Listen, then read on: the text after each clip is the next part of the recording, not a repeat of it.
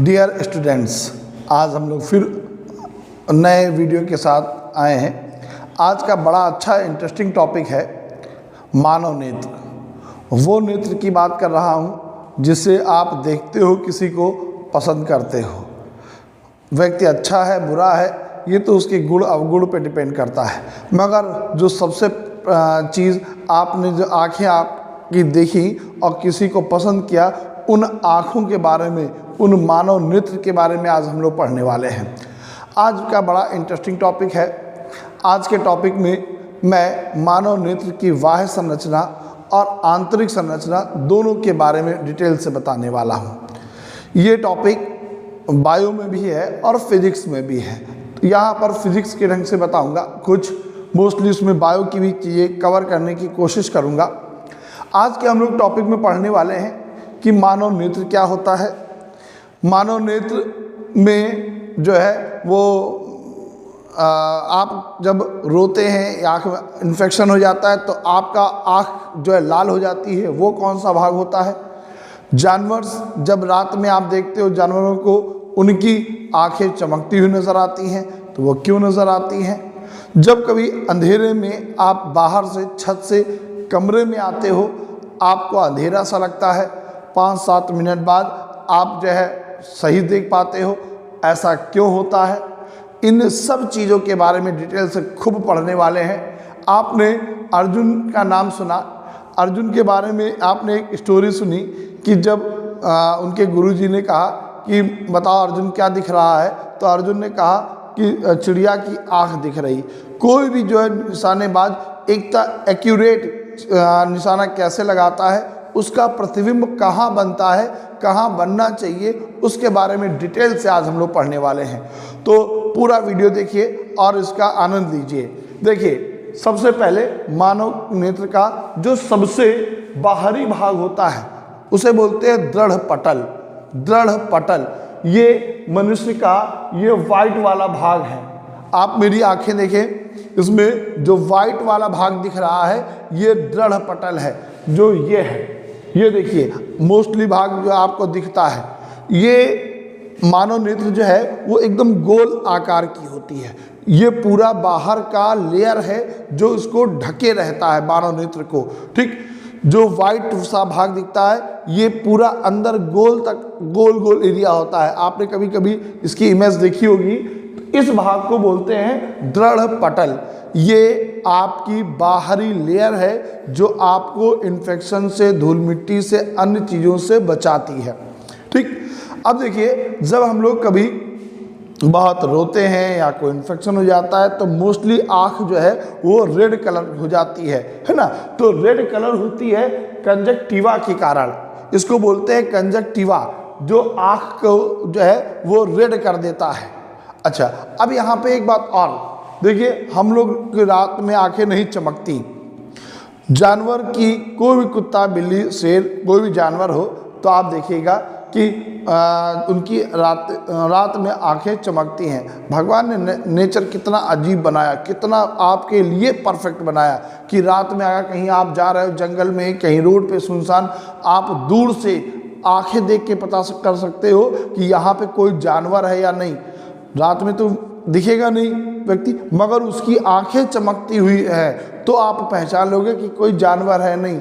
आपने, भगवान ने, परमात्मा ने आपकी सुरक्षा के लिए देखिए उनकी आंखें चमका दी, ठीक। उसका कारण है टिपिडम लूसिडम।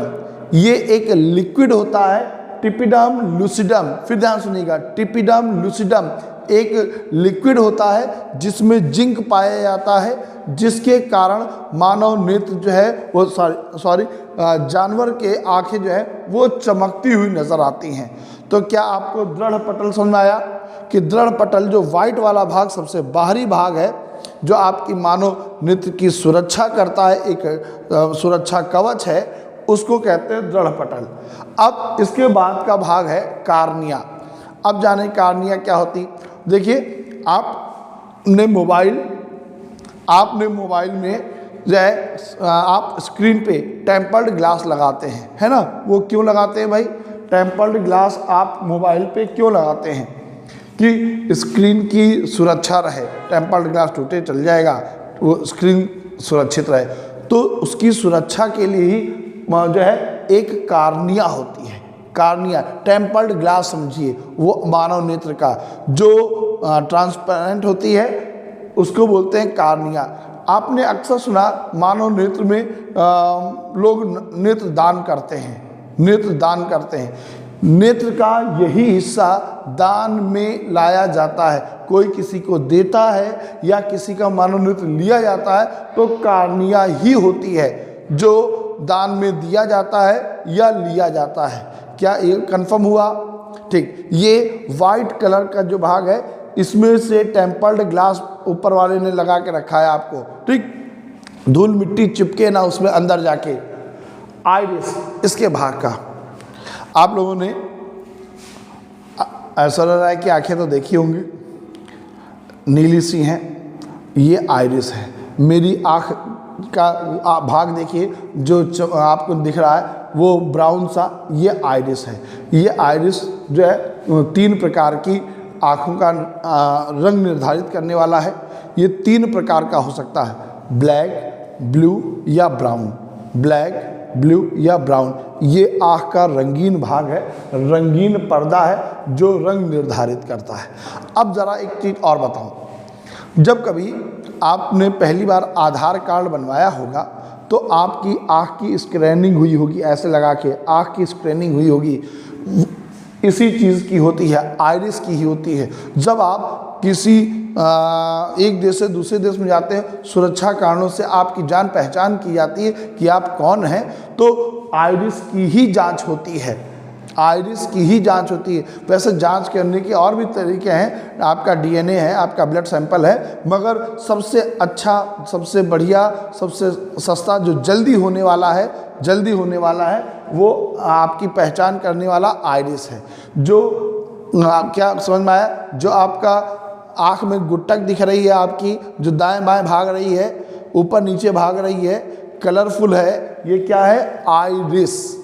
ठीक, ये 3 भाग आपको समझ में आए? दृढ़ पटल वाइट वाला भाग, इसके बाद टेम्पर्ड ग्लास जो होता है, कार्निया है, ठीक, यही मानव नेत्र में दान के समय इस्तेमाल किया जाता है, और आइरिस रंगीन पर्दा है। अब जरा ध्यान सुने, इसके बाद का भाग पुतली, ये देखिए, ये पुतली है, ये बीच वाला भाग ये आपका आइरिस है, ये आपकी आइरिस है, बीच वाला भाग ये आपकी पुतली है। प्रकाश इसी पुतली से अंदर जाता है, प्रकाश इसी पुतली से अंदर जाता है, ठीक। अब जरा एक बात बताइए, कई बार आपने देखा होगा कि आप छत पर गए, 1-2 घंटे दाएं बाएं देखा, लौट के नीचे आए, जब कमरे में पहुँचे तब आपको थोड़ी देर कम दिखता है, लगता है कमरे में अंधेरा सा है। फिर 10-5 मिनट रुकने के बाद आपको नॉर्मल सा लगता है ना? इसी पुतली के कारण होता है। क्यों? जो आँख है उसको एक परफेक्ट प्रकाश चाहिए, अगर ज़्यादा गया तो प्रॉब्लम, कम गया तो प्रॉब्लम, दोनों ही सिचुएशन में स्पष्ट साफ प्रतिबिंब नहीं बनेगा। स्पष्ट साफ प्रतिबिंब बनने के लिए स्पष्ट प्रतिबिंब प्रकाश का समुचित मात्रा में होना ज़रूरी है। तो हमारी आँख के पास कोई ढिबरी नहीं लगी जो यहाँ पे कसा और हम पता कर लें कि कम प्रकाश जा रहा तो बढ़ा लो, ज़्यादा जा रहा तो घटा लो। वो परमात्मा ने उसको ऑटोमेटिक करके भेजा है। आपकी आँख जो है ऑटोमेटिक लेंस है।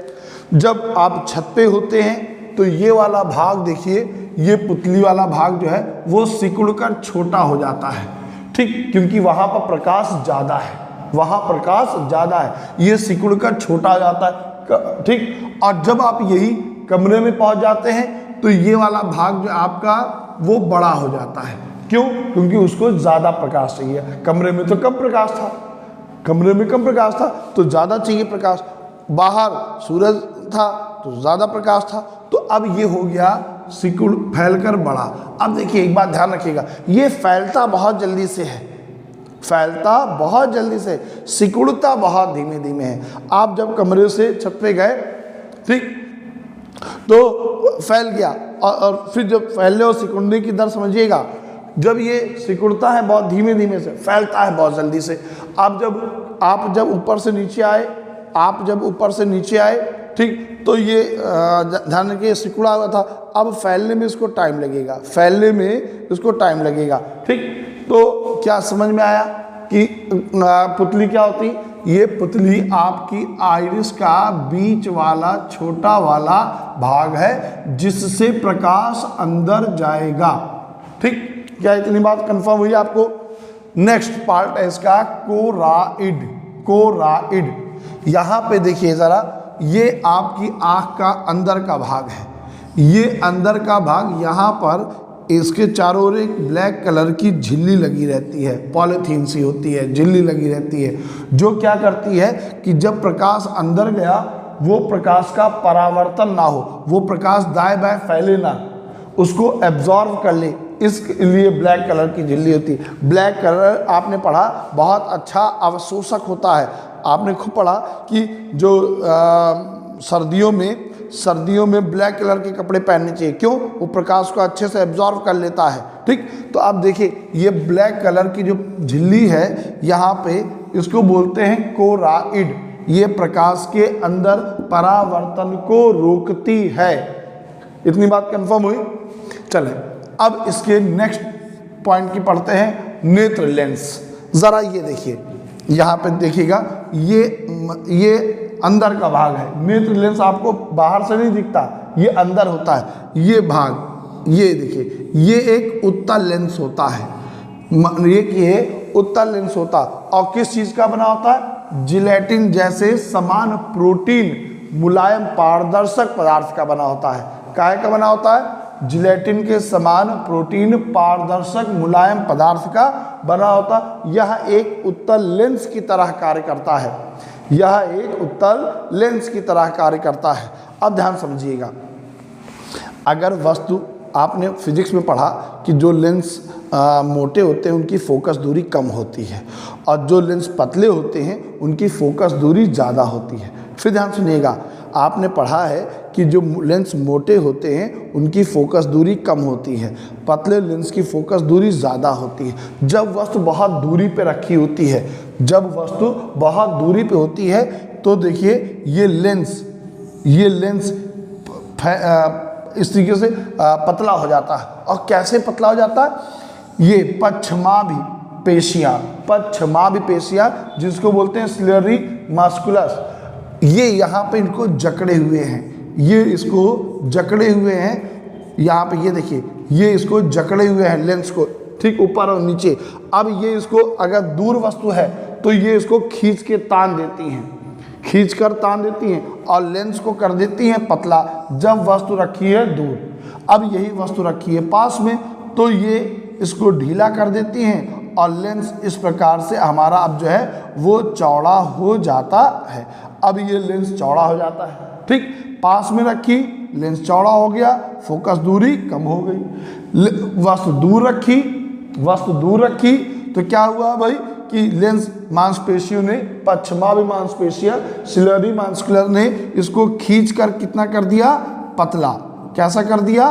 पतला कर दिया, तो दूर की वस्तु नजर आती। अब आप यहाँ पे एक बात याद समझें, आपने एक परिभाषा पढ़ी है, डेफिनेशन, समंजन क्षमता, याद है?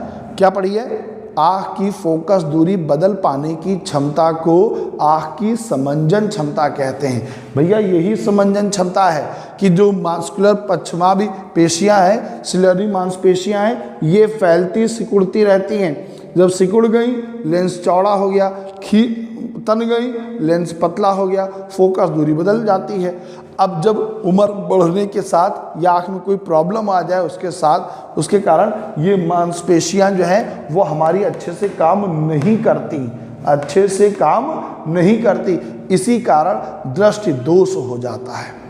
आपने दृष्टि दोष पढ़े हैं, निकट दृष्टि दोष, दूर दृष्टि दोष, है ना? वो किसके कारण आते हैं? ये पश्चमाभि पेशियां। पेपर में खुद पूछा जा सकता है कंपटीशन में कि किस मस्कुलर द्वारा ये हैं वो सिकुड़ती और फैलती हैं, तो किसके द्वारा? सिलियरी मांसपेशियां, पश्चमाभि मांसपेशियां। इनके कमज़ोर हो जाने से, इनके क्षीण हो जाने से जो है फोकस दूरी बदल नहीं पाती, जिस वजह से जो है वो मानव नेत्र दोष उत्पन्न हो जाता है। क्या इतनी बात सभी को कंफर्म हुई? इतनी बात सभी कंफर्म हुई? आप अगर चाहो तो 2 मिनट इसका स्क्रीनशॉट ले लीजिए, फिर मैं इसके बाद का हिस्सा बताता हूँ। तो ज़रा यहाँ तक देखिए 6 पॉइंट। पहला, दृढ़ पटल, वाइट वाला भाग जो आपको बाहर से आँख के अंदर पूरा गोल भाग जो आपको रोकता है। दूसरा भाग कार्निया, दूसरा भाग कार्निया जो आपका टेम्पल ग्लास है मैंने कहा।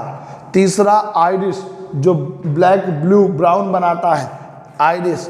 पुतली जो ब्लैक कलर का भाग है, इसके अंदर वाला बीच वाला भाग इसको बोलते हैं पुतली। कोराइड, कोराइड ये यहाँ पे झिल्ली पाई जाती है जो प्रकाश को परावर्तन को रोकती, क्योंकि इसके अंदर यहाँ भी पढ़ाऊंगा लिक्विड है, लिक्विड इधर उधर प्रकाश को फैला सकता है, तो प्रतिबिंब रेटिना पर नहीं बनेगा, स्पष्ट प्रतिबिंब नहीं बनेगा, ये परावर्तन ना हो इसलिए यहाँ पर जो है वो ब्लैक कलर की जो है वो झिल्ली होती है जिसको बोलते हैं कोराइड।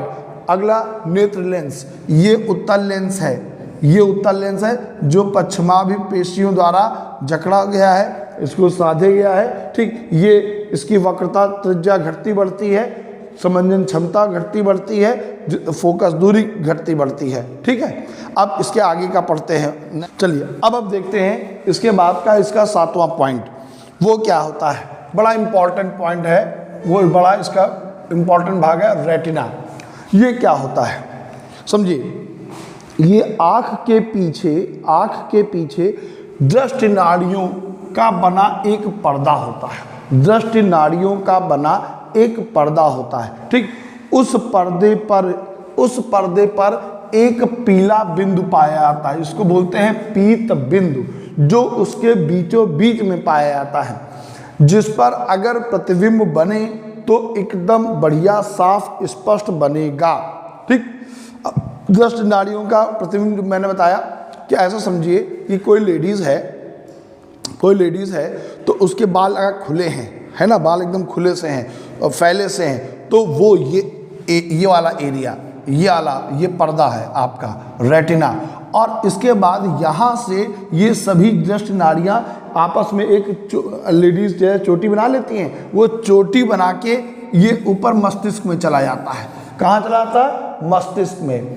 तो ये जब बाल खुले हैं लड़कियों के, ठीक है, उस जैसा है, इसको बोलेंगे रेटिना। और यहाँ पर एक ये सब सिकुड़ कर चोटी के रूप में बांध के ऊपर समझ लो पहुँच जा रही। इसके बीच में यहाँ पर पाया जाता है आपका पीत बिंदु। क्या पाया जाता है? पीत बिंदु। ठीक, जहाँ पर साफ अगर प्रतिबिंब बने तो एकदम साफ बढ़िया बनेगा। अब बात आती है कि क्या पीत बिंदु में भी कोई ऐसा बिंदु है जहाँ पर डालो साफ बनेगा?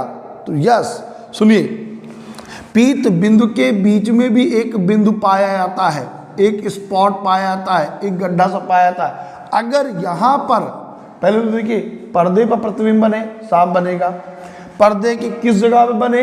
पीत बिंदु पर बने, साफ बनेगा और अच्छा से।